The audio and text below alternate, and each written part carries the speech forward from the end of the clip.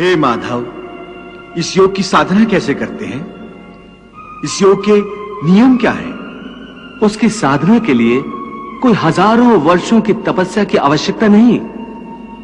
इसकी साधना तो एक ही क्षण में हो जाती है। एक ही क्षण में? हाँ, एक ही क्षण में। जिस क्षण में प्राणी अपने मन का रवैया बदल लेता है, वही क्षण। परंतु हे केशव, कोई भी मनुष्य एक ही क्षण में आसक्ति को कैसे छोड़ सकता है?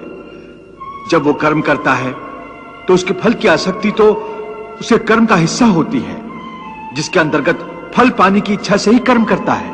हे अर्जुन, बस यहीं से निष्काम कर्म योग की साधना शुरू होती है।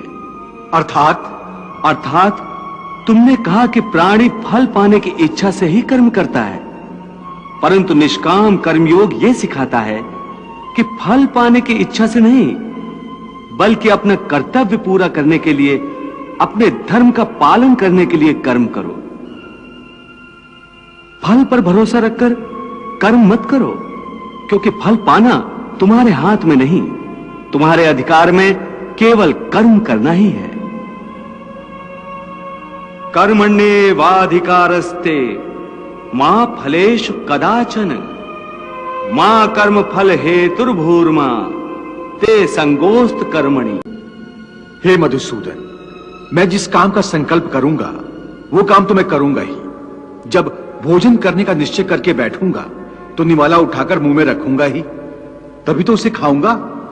यदि वो खाने का निवाला तुम्हारे प्रारब्ध में नहीं है तो उसे तुम मुंह तक तो ले जाओगे, परंतु उस ग्रास का एक दाना भी अपने मुंह में नहीं रख सकोगे। हे अर्जुन, केवल कर्म का संकल्प ही प्राणी के अधिकार में है, उसका फल प्राणी के अधिकार में नहीं है।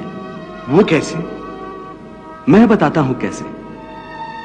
पार्थ, तनिक उस दृश्य की कल्पना करो कि नगर धनवान के सामने बड़े स्वादिष्ट भोजन की थाली परोसी गई है। थाली सोने की है, गर्मा गर्म व्यंजन भरे हुए हैं, जिन्हें देखकर वो बहुत प्रसन्न हो रहा है कि प्रारब्ध में ना हो तो मुंह तक पहुंचकर भी निवाला छिन जाता है। हे अर्जुन, कि तुम सब कुछ प्रारब्ध पर छोड़कर स्वयं अकर्मण्य हो जाओ। याद रखो, मैंने कहा है मां कर्म फल हेतुर्भु माते संगोस्तु कर्मणि। यत्र विश्वम भवति एक नीडम, अर्थात समस्त विश्व एक घोंसला है और हम सब उसी घोंसले के पंछी हैं। एक कैसा विलक्षण जीवन मंत्र, कैसी विशाल भावना, जिसमें विश्व की कई समस्याओं का समाधान है।